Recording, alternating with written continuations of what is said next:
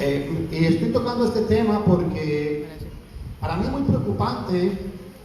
A veces escucho a hermanos, hermanas y a gente que me dice: ¿usted cree que Dios me perdone a mí? Es que yo he sido esto.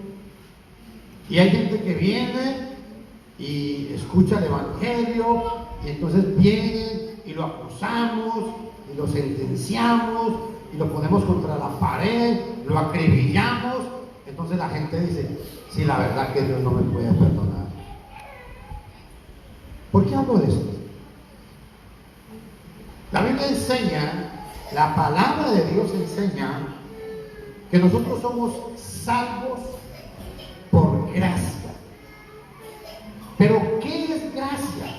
Hace días vengo hablando de esto. La gracia no es que usted va a hacer lo que le da la gana, no. La gracia es la misericordia y el perdón de Dios. Y el problema es que muchas veces no hemos podido entender esto. Vamos a ir a un pasaje que está en el libro de Romanos. Y quiero que veamos algo muy importante. Romanos capítulo 5. Sí, porque después estos blancos se ensucian. Pablo está hablando a los romanos. Le va a hablar, escúcheme, le va a hablar a cristianos, pero específicamente le va a hablar a un sector de los cristianos que están en la iglesia de Roma. Le va a hablar a hombres que están en Roma, pero quieren decirle a los hermanos que la ley de Moisés está en vigor. Y viene el apóstol Pablo y en el capítulo 3 él viene y dice que todos hemos pecado. En el capítulo 4 viene y habla del ejemplo de Abraham. Pero vean lo que sucede en el versículo en Romanos 5:15.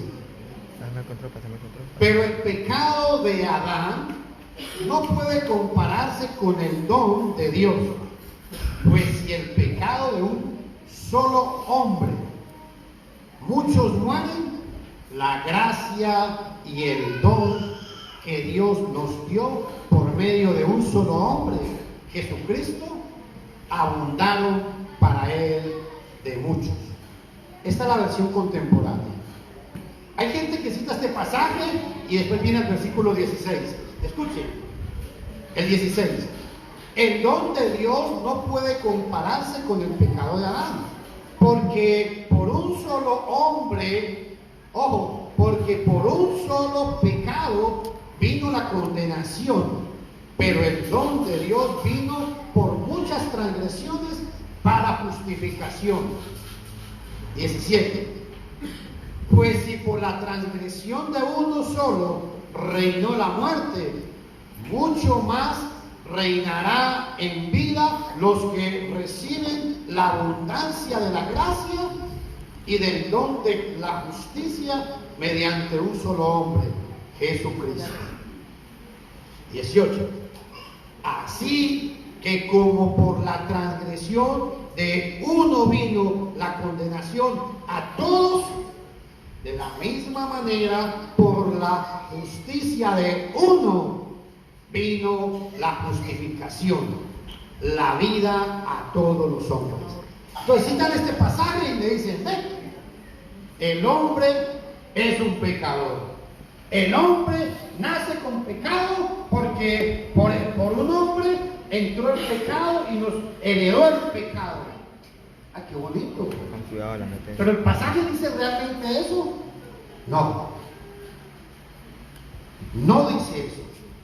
El pasaje dice que por el pecado de un hombre entró el pecado al mundo, entró la muerte. Amén. Eso es lo que el pasaje está enseñando. Pablo está enseñando que cuando Adán y Eva pecaron, el acto que ellos hicieron hizo que la maldad entrara en el mundo. No hizo que ella naciera pecadora. ¿Ven la diferencia? Amén. Esta es la diferencia con este pasaje. Pablo viene, enseña y dice, el 15, quiero que ojalá pueda subrayar en sus Biblias, dice, pero el pecado de Adán no puede compararse con el don de Dios. Y esta es la razón. Pues si por el pecado de un solo hombre muchos murieron, escúcheme, por el pecado de un hombre, ¿qué pasó? Entró la muerte. Amén. La muerte espiritual. El pasaje no está diciendo que por el pecado de un hombre, él se hizo pecador. Eso no dice el pasaje. Cuando Adán y Eva pecaron, ese acto que ellos hicieron que los hombres tuvieran que enfrentarse con el pecado. Esto es lo que el pasaje dice. Vean en el versículo 16. El don de Dios no puede compararse con el pecado de Adán. Y da la razón por qué. Porque un solo pecado vino la condenación. Hermanos, quiero que entiendan esto. Por el pecado de Adán se empezó a conocer la condenación. Eso es lo que el pasaje está enseñando. Por el pecado de Adán no fue que el niño o la niña nacieron pecadores. Quiero recalcar esto. No nacemos pecadores. Cometemos pecado. Hacemos pecado. Amén. Y vean en el versículo 18. Así que como por la transgresión de uno vino la condenación a todos. ¿A dónde dice que por el pecado de uno vino la condenación a todos? Romanos capítulo 3, versículo 23. Puesto que todos hemos pecado, hemos sido destituidos de la gloria de Dios. Todos los hombres hemos pecado. Pero escuchen lo que dice el pasaje. El pasaje dice, puesto que todos hemos pecado. Esa expresión, hemos pecado. El pasaje no dice, puesto que todos hemos nacido pecadores. No dice eso. El pasaje dice, puesto que todos hemos pecado. Y entonces, cuando entendemos eso, podemos entender el 18 aquí. En Romanos, capítulo 5, versículo 18. Así que, como por la transgresión de uno vino la condenación a todos los hombres. Escuchen esta palabrita, subrayen en su Biblia. De la misma manera, un sinónimo, o igualmente, así como por el pecado de Adán entra la muerte, vea lo que dice. De la misma manera, por la justicia de uno, la justificación.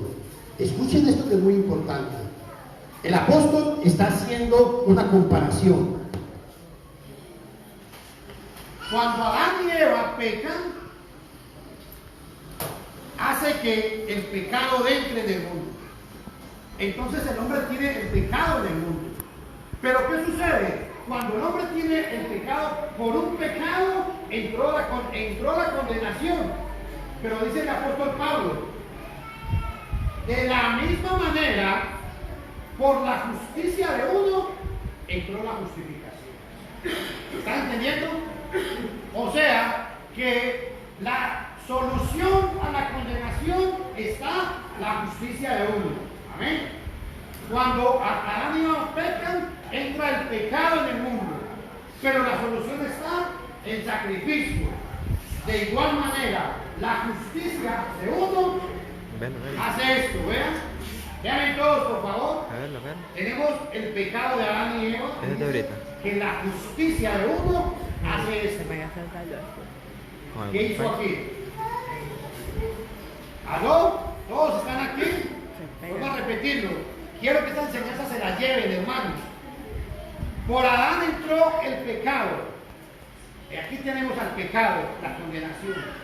Cuando Jesús entra y practica la justicia de Jesús, cuando obedecemos el Evangelio, ¿qué sucede? ¿Qué sucede? No. Desaparece la condenación. Por eso es que no podemos decir, es que yo soy un pecador. No. Porque la gracia de Dios es esto. Tengo el pecado y cuando obedezco el Evangelio, la justicia de Dios borra mi condenación. Romanos 8:1. No hay ninguna condenación para el que está en Cristo Jesús. Amén. Vuelvo a repetir porque esto tiene que quedar claro. El pecado entra por Adán. El pecado, un pecado, a todos nos convierte en pecadores. Cuando viene Jesús y hace la justicia, nos da el Evangelio. El Evangelio, ¿qué es lo que hace? Borra esa condenación. ¿Cuándo? Cuando obedezco el Evangelio. Esto es la gracia de Dios. Esta es la gracia de Dios. Es el perdón de Dios. Es la misericordia de Dios. Por eso es que el apóstol viene y dice en Romanos 8:1, no hay ninguna condenación para los que están en Cristo Jesús. Por eso quiero decirle a usted, hermano, hermana, no se sienta el hombre más pecador del mundo. No se sienta así. ¿Sabe por qué? Porque cuando usted ha obedecido el Evangelio, la justicia de Dios, la sangre de Cristo me ha hecho libre, me ha liberado, me ha perdonado. Amén. Y cuando Dios me ha perdonado, tenemos que ver cómo día con día luchamos por llevar una vida santa. Porque aquí viene el problema. Entonces, como soy justificado, como soy perdonado, viene Pablo y dice, Efesios 2:8, viene el apóstol Pablo y nos dice, porque por gracia sois salvos, mas esto no es de vosotros, sino que es un don de Dios. ¿Está complicada la cosa o no? Entonces quiere decir que como ya obedecí el Evangelio, ya soy salvo siempre. Amén. ¿Eso es lo que dice la Biblia? No. ¿Podemos perder la salvación? Claro que sí. Amén. ¿Están escuchando? Amén. ¿Y por qué podemos perder la salvación? Porque la paga del pecado, ¿qué dice? ¿Qué dice? Cuando yo persisto en pecar y sigo pecando, voy a estar en muerte. Pero para esa muerte hay una solución. Pero la dádiva de Dios, el regalo, la dádiva de Dios es vida eterna en Cristo Jesús, Señor nuestro. Versión contemporánea. Siempre el Espíritu Santo nos advierte de la condenación, pero siempre nos da la solución. Amén. Eso es muy importante. La Biblia siempre dice, tenga cuidado con esto porque se va a condenar, pero aquí está la salvación. Depende de nosotros qué vamos a tomar. Amén. Siempre. Y por eso yo quiero que ustedes se vayan hoy sabiendo que ustedes son santos, que ustedes son hijos de Dios, que ustedes, hermanos, han sido perdonados. ¿Y sabe por qué? Es triste escuchar a hermanos y hermanas que tienen una autoestima tan recontra que baja, que creen que es que el hermano es el único que hace la voluntad de Dios. No, hermanos, yo quiero que todos me vean aquí y de corazón lo que les voy a decir. Véanme todos aquí, por favor. Tanta belleza que ustedes ven aquí no es real. Amén. Amén. A veces se tiene un concepto de creer que porque yo me paro y predico, ay, es que es San Fernando. No, eso no existe, hermanos. Porque a mí me pasa lo mismo que a usted. Yo lucho igual que usted. Y no se olviden de eso. No podemos poner la mirada en ningún hombre jamás. Ustedes, a veces, a mí me llama mucho la atención porque hay gente que ve a un hombre predicar en la televisión y dice, ¡qué hombre! ¡Qué hombre! Pregúntenle a la esposa cómo es él. Pregúntenle a los hijos cómo es él. Yo predico y me fascina predicar, pero tengo una vida que luchar. ¿Ustedes quieren saber cómo es mi vida? Pregúntenle a mis hijos. No es tan color de rosas, hermano. Y eso es lo que yo quiero que todos aprendamos hoy. La vida no es color de rosa. La vida no es porque yo vengo y digo, es que hay que ser santos, es que todos se van a ir al infierno. No, no, no. Yo estoy en el mismo barco que ustedes. Amén. Y eso es lo que la vida me ha enseñado. Por eso es muy importante que tomemos en cuenta, es que la palabra de Dios me enseña. Pero yo sufro, igual que cualquiera de ustedes, las mismas necesidades, hermano. Y por eso, no se deje impresionar nunca por las palabras bonitas que usted escucha de alguien. ¿Sabe por qué? Porque aquí es muy fácil pararse y predicar. Pero cuando se para usted y le predica a sus hijos o a su familia, es donde usted viene y dice,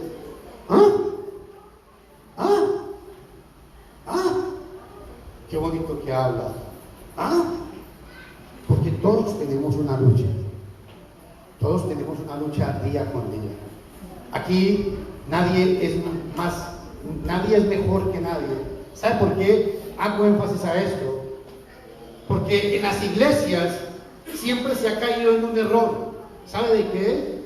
Que a veces como que se cree que la salvación yo me la voy a ganar. Amén. A ver, colabórenme con la bulla, niños. Chicos, a veces como que se cree como que la salvación yo me la voy a ganar.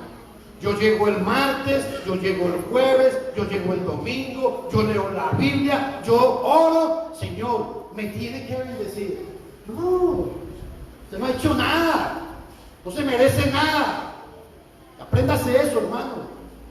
Por más que hagamos, no nos merecemos nada, porque somos salvos por la misericordia de Dios.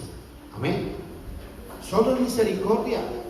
Entonces, por eso cuando el apóstol habla de esto, y yo veo a hermanos y hermanas que se me acercan, es muy deprimente para mí, porque es muy triste, hermanos que no han entendido que es que ustedes son hijos de Dios, porque han obedecido el evangelio. Es que ustedes son la propiedad más hermosa que Dios tiene. Ustedes son el pueblo que fue comprado con esa sangre preciosa. Pero hasta que usted no lo crea, no va a pasar nada en su vida. Amén. Otro detalle muy importante. Esto es muy grave, este pasaje. Segunda de Corintios, versículo 9, versículo 15. Segunda de Corintios, capítulo 2, versículo 15. Demos gracias a Dios por su don inefable. La palabra inefable es inexplicable. Hermanos, la gracia de Dios es tan grande, el perdón de Dios es tan grande, que ningún hombre sobre la tierra se lo puede imaginar. Por eso es que el apóstol Pablo dijo, por la misericordia, se lo voy a traducir, por la misericordia, por el perdón que Dios les quiso dar. Por eso es que ustedes son salvos. No es porque usted haga muchas cosas en la iglesia, no es porque usted sea el hombre más santo sobre la tierra, no es porque usted se sabe la Biblia de Génesis, Apocalipsis. No, hermanos, hermanas, no. Somos salvos porque Dios nos quiso perdonar. ¿Podemos entender eso? Es solamente por eso, porque Dios nos quiso perdonar. Por eso es que es muy duro cuando un hombre viene, y yo cito este ejemplo porque de verdad que a mí me costó asimilarlo. Un hombre viene y mata a un muchacho, el muchacho está ante el juez y la madre está ahí para que condenen al hombre que mató al muchacho. Y se acerca a la madre del muchacho y ¿sabe qué hizo? Le dijo, yo te perdono. Pero le quitó a su hijo, le quitó lo que más valía. Y esa mujer le dijo, yo te perdono. ¿Y saben por qué nadie podía entender en ese juicio? Nadie podía entender lo que esa mujer hacía. ¿Y saben por qué la mujer decía eso? Porque a mí me han perdonado mucho. Como me han perdonado tanto, si Dios me ha perdonado, ¿quién soy yo para condenarlo? ¿Será que alguna vez podremos entender esa clase de gracia, esa clase de perdón? ¿Cuándo vamos a entenderlo? Por eso es que la Biblia dice que el don o la gracia de Dios es algo que no podemos entender.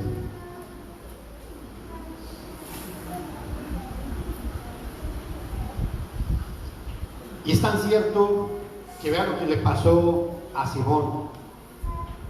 Simón, cuando vio a Pedro, se emocionó y le dijo, a ver, ¿cuánto quiere? A que me dé el Espíritu Santo. Doy 10 denarios, 20 denarios. ¿Y sabe qué contestó Pedro? No, pobrecito, tan cabezón. ¿No entiendes? Que eso es gratuito. Eso no se consigue en la pulpería. Y vea lo que le dijo. Al oír Pedro le dijo, que tu dinero perezca contigo si crees que el don de Dios se puede comprar. Usted no puede hacer nada para adquirir el perdón de Dios. Nada. Nada más que obedecer. Amén. Y dice la Biblia que Pedro le dijo, si crees que el don de Dios se puede comprar. Simón quería comprar lo que Pedro tenía. ¿Sabe por qué no se tenía? ¿Sabe por qué no lo podía comprar? Porque a Pedro se lo regalaron. ¿Pueden entender eso? Porque a Pedro, lo que Pedro tenía, no fue a la pulpería a comprarlo. No fue a más por menos. Sencillamente, lo que hizo Pedro, ¿sabe qué fue?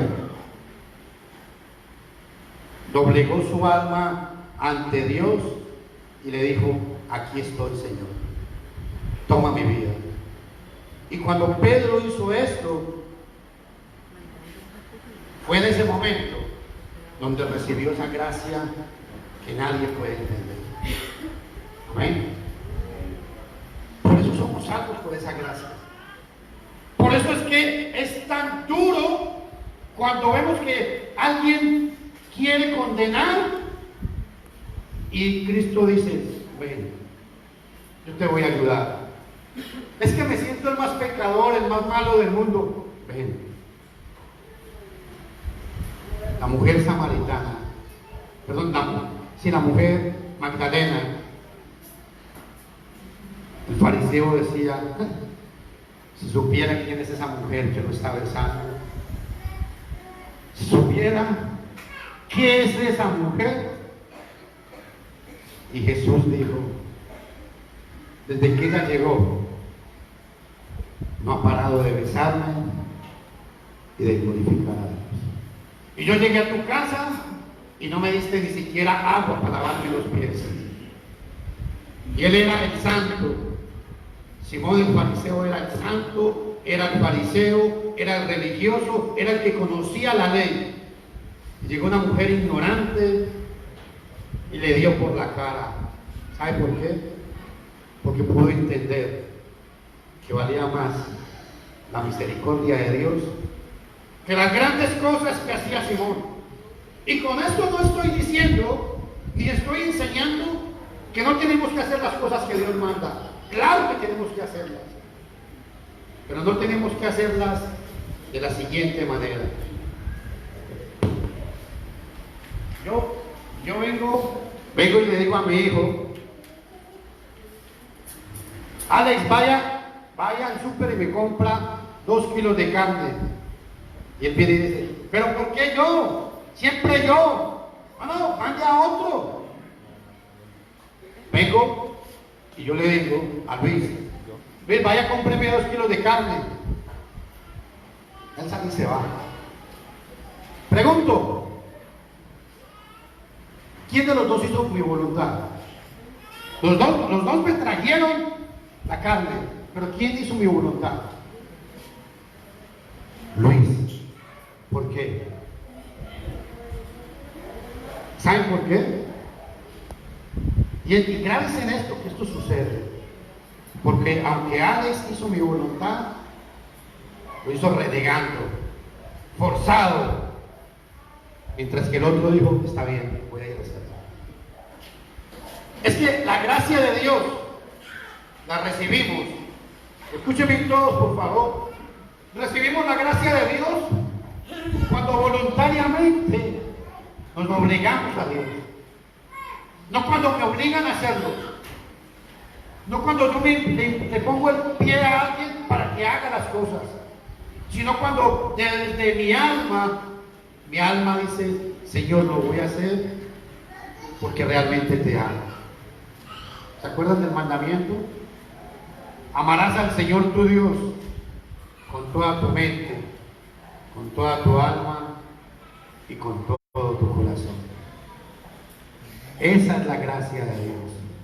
Que lo amemos porque nos nace, porque queremos hacer su voluntad, porque necesitamos que Dios nos perdone y nos ayude. Porque aquí no hay nadie perfecto. Porque aquí no hay nadie super cristiano. Porque aquí no hay nadie que esté libre de pecado. Porque aquí todos tenemos que decir, Señor, ten misericordia de mí. Amén. Ahora,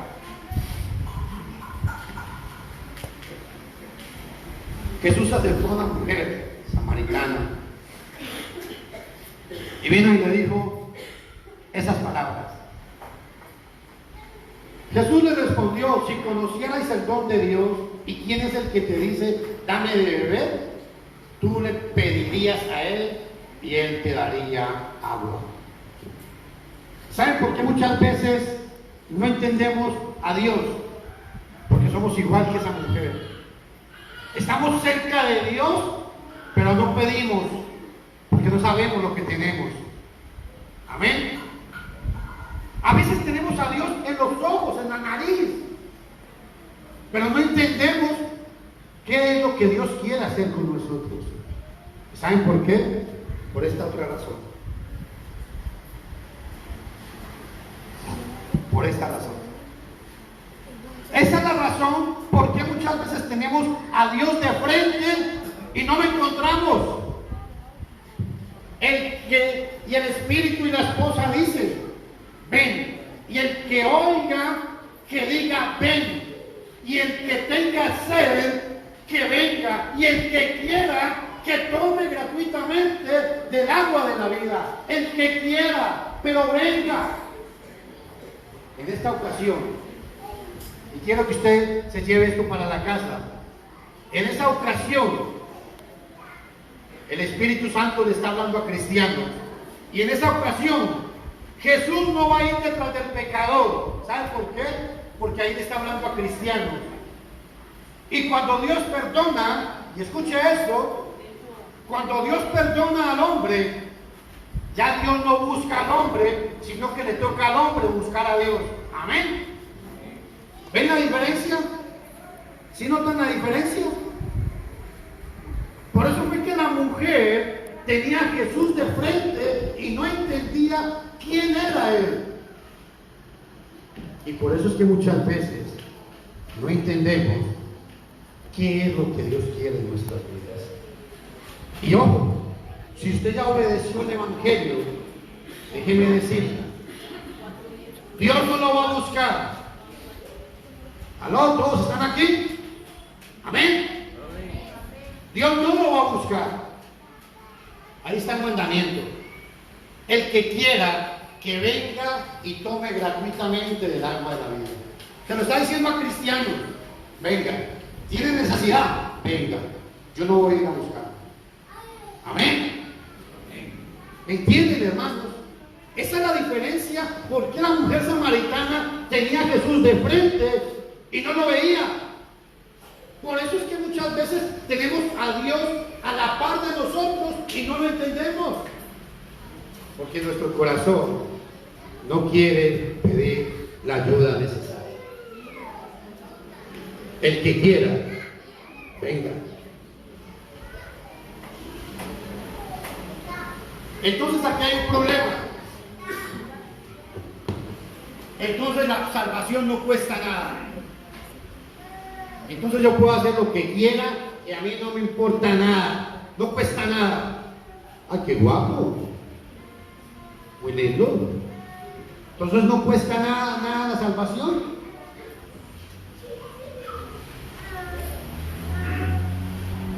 Y grábense en estas palabras, hermanos. No hay nada en el universo que haya costado tanto como la salvación suya. Amén. ¿Y saben por qué? Porque el Padre entregó lo que más amaba. Porque el Hijo, que amaba tanto al Padre, le entregó su vida. Porque el Espíritu de Dios resucitó a Jesús.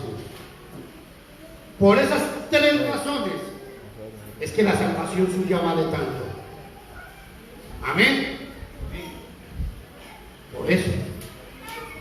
Porque el Padre entregó lo que más amaba. Usted es padre, ¿eh?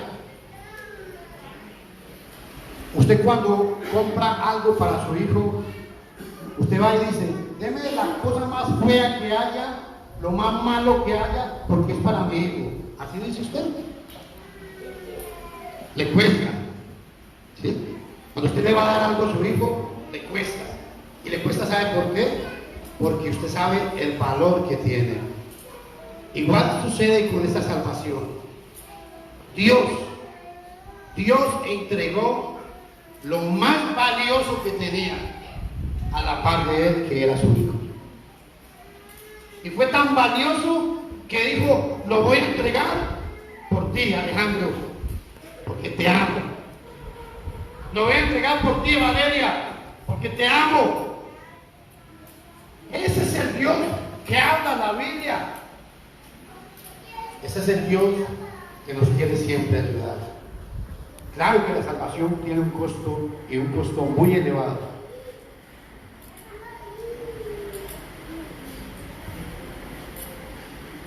El apóstol Isaías, quiero leer, dice, todos perdemos el rumbo como ovejas y cada uno tomará su propio camino, pero el Señor descargará sobre él el peso de nuestros pecados. Isaías 53, versículo 6, versión Jerusalén. ¿Por qué la salvación es tan costosa?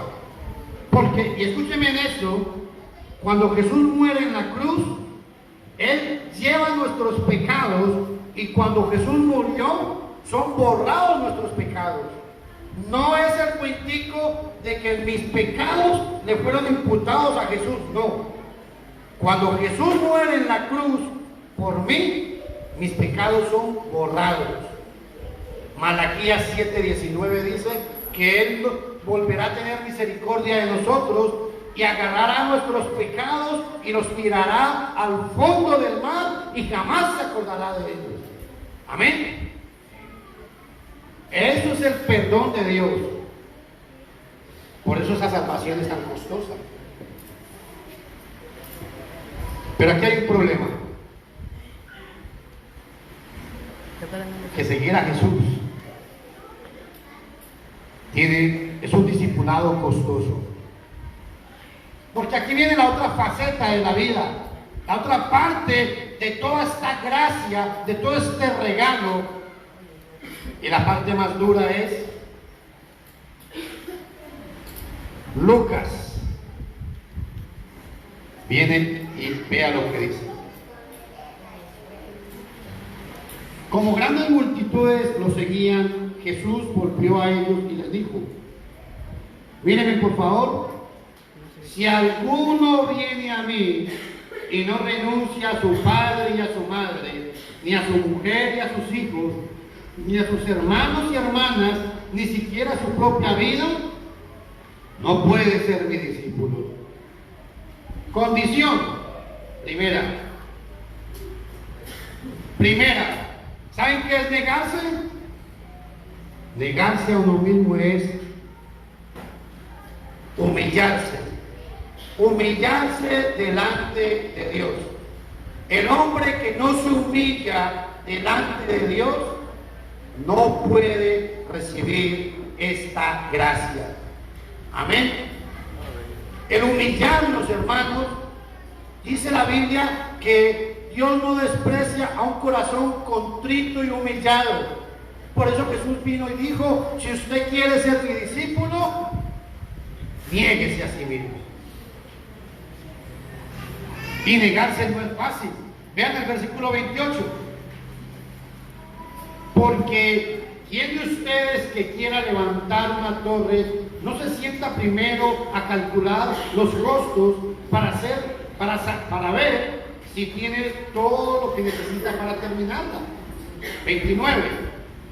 No sea que después de haber puesto los cimientos se dé cuenta de que no puede terminarla y todos los que lo sepan comiencen a burlarse de él y digan: este hombre comenzó a construir y no pudo terminarla. 31, no, el 32. Y si no puede hacer frente, envía una embajada al otro rey cuando éste todavía está lejos y le propone condiciones de paz. 33. Así también, cualquiera de ustedes que no renuncia a todo lo que tiene, no puede ser mi discípulo. Es que la gracia me exige a mí ¿a qué? A renunciar. Ese es el capítulo, Lucas capítulo 14. Y vean qué importante, hablando de la gracia, vean lo que Jesús dijo. Mateo 11:29. Lleven mi yugo sobre ustedes y aprendan de mí, que soy manso, no menso, manso y humilde de corazón, y hallaréis descanso para vuestras almas. Pero vean lo que dice: lleven mi yugo sobre ustedes. Lleven mi yugo sobre ustedes. Me encanta ese pasaje, ¿sabe por qué? ¿Quién sabe qué es un yugo? ¿Ah? Párese, vaya un momentico, párese. Mano, vaya. Póngase de pie y concluyo con esto. Préstenme todos atención. Véanme todos, por favor. Jesús está diciendo, y concluyo con esto: lleven su yugo, lleven mi yugo sobre ustedes. ¿Qué quiso decir Jesús con esto? ¿Tengo que luchar de una vida solo? Es que el yugo hace esto. Y lo que Jesús está diciendo, ¿saben qué es? Es que Él me va a sostener siempre. Amén. Eso es el yugo. Porque hay algo importante. El yugo solo no jala. Amén. ¿Sí me entienden? ¿Me entienden ese punto? ¿Me están entendiendo ese punto? El yugo solo no jala. Y Jesús dijo: lleven su yugo. No, Señor. Lleven mi yugo. No dijo su yugo. No lleven sus problemas. No. Lleven mi yugo. Agárrense, péguense aquí, que cuando usted está renqueando, que sea patadas, pero ahí lo llevo. Sí, hermano. Porque ser cristiano no es fácil. Amar a Dios no es fácil. Uy, hermanos, créanme, en los años que yo llevo, y cuando realmente me tengo que enfrentar a lo que yo creo, a lo que yo predico, a lo que yo siento, me encuentro contra la pared y digo: Dios mío, qué difícil es cuando usted quiere hacer la voluntad de Dios. Amén. ¿Por qué? Porque mi vida, mis sentimientos quieren hacer una cosa, pero me encuentro con Dios y me dice: bueno, papito, a ver, no que me ama mucho, no que es muy superman, a ver, Ya está ahí. Demuéstrame que me ama. Amén. Por eso Jesús dijo que tomáramos el yugo de Él, no el de nosotros. Por eso, si usted cree, hermano, que usted es la persona más mala que hay sobre el mundo, ¿sabe qué? Mire hacia atrás y se va a dar cuenta que hay gente peor que usted. Y usted es un hijo de Dios. Y hoy Dios quiere tomarlo de su brazo y decirle: ven, ven, ven que te voy a ayudar. No voy a continuar con este estudio porque es muy largo, pero en otra ocasión seguiré tomando este estudio. Pero siempre recuerden, la gracia de Dios lo que significa es que somos perdonados, es que tenemos la misericordia de Dios. Y aunque a la gente no le guste, somos santos, somos sus hijos, somos justificados por la obra que Cristo hizo. Póngase todos de pie, vamos a hacer una